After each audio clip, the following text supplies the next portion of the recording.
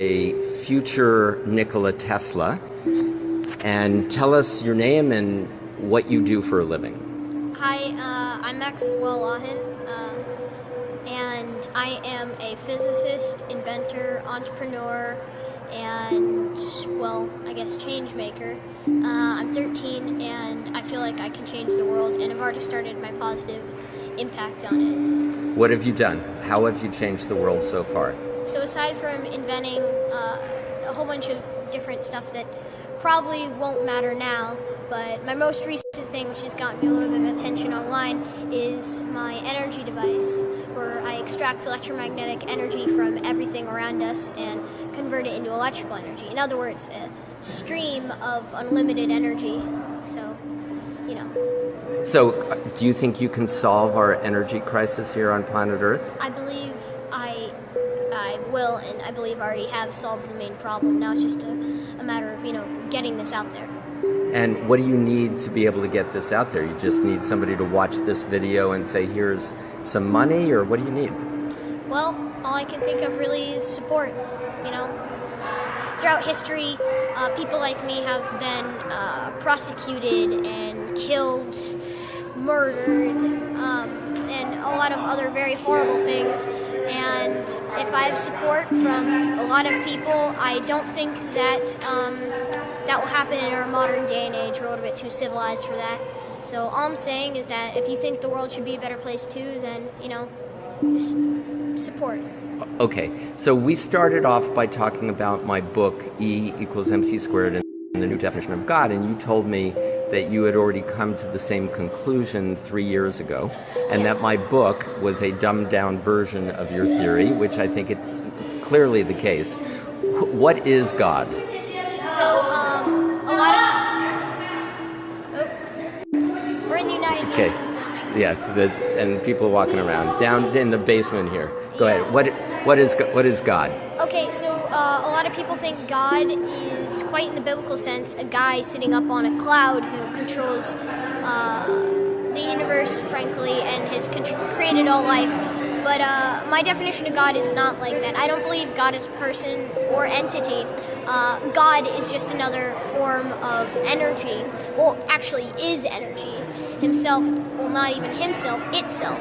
For the fact that you look at the Bible and other really, awesome but extremely vague and unreliable sources in religion that, hold these sources that we find and facts that we find, or so-called facts that we find, and really a lot of people think it's just about faith. But if you relate the Bible to quantum physics and apply most of the laws actually in less of a figurative sense, but more of a literal sense, and replace it with things like the universe, you'll eventually find out that it explains in-depth quantum physics and astrophysics, experiments and theories. Well, maybe not theories, because maybe now they're proven.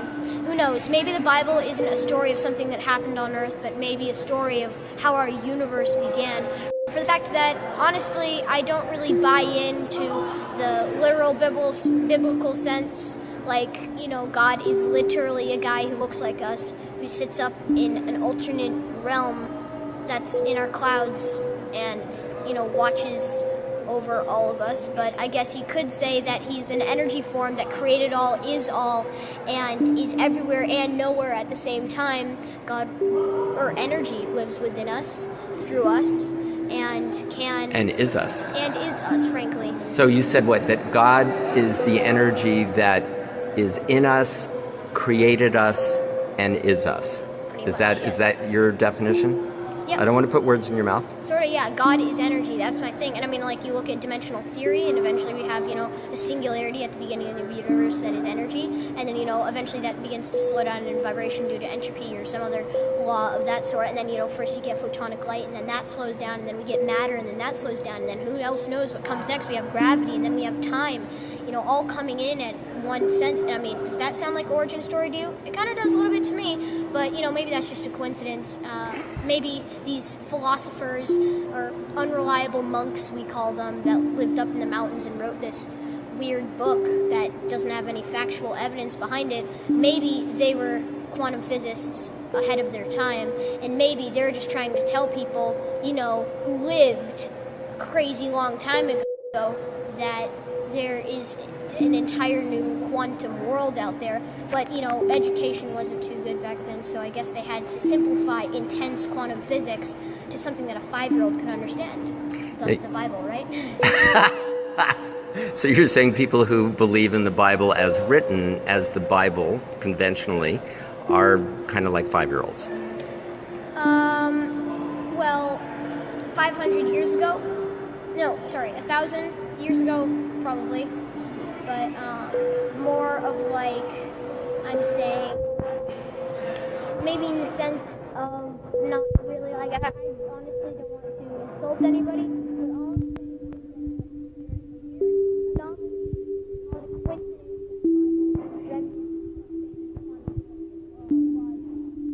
saying to real life. So, just saying that it's a coincidence. It's not fact. I'm not saying anything's anything. I have a very religious grandmother, so, I have to tell you, I let you kind of struggle with this because I realized the question was a little bit perhaps impolite to some people. And the way you handled that was a way that my political and business clients, if they did it as well as you, I'd be incredibly proud. So the bottom line is that we keep evolving, right? And the Bible was written in different ways to interpret it. Now, you said something about the Bible and using the letters going backwards in the Fibonacci theory. Can you explain that? Because that's amazing. In certain parts of the Bible, you can get literally, if you convert the letters to numbers. Speak a little louder if you can. The Fibonacci sequence, if you invert, of course. But in certain important parts of the book, you'll take certain parts out and you'll get numbers, which seem random, but they're actually frequencies of resonance that line up with what's called the Fibonacci spiral. And the Fibonacci spiral is kind of weird for the fact that it's called literally God's thumbprint, which is a little bit weird considering that we have spiral galaxies, spirals in our thumbs, spirals in our ears. Literally, almost every organism on the planet or object we have found has had some sort of reminiscence of Fibonacci in it. And I don't know, it's called God's trademark or God's thumbprint, but I don't know. It's just a coincidence, I guess. So if you're the reincarnation of anyone, who do you think it would be, or who would you like it to be? I honestly think that I'm Max Lawhan, and that's who I am. So I'm going to say Max Lawhan. But I'm very proud of and quite a big fan of Nikola Tesla. I mean, I'd like to be the reincarnation of him, but honestly, I think I'm just a student of his many teachings. That's amazing. What's the favorite thing that he has invented or theorized about for you? Honestly, I really like his work with electrostatic pulses, when he harnessed Tesla coil powers and used it to wirelessly transfer energy through people, around people, and how he could light himself on fire but not be hurt by it, and that was pretty crazy. So I really like that. That's very cool. So just a couple more questions. You're extraordinarily inspiring, and I agree with you on your definition of God, and wrote a children's book that basically says that. But you then, before when we were talking about infinity and different universes, and so we've kind of identified God. God is energy, right?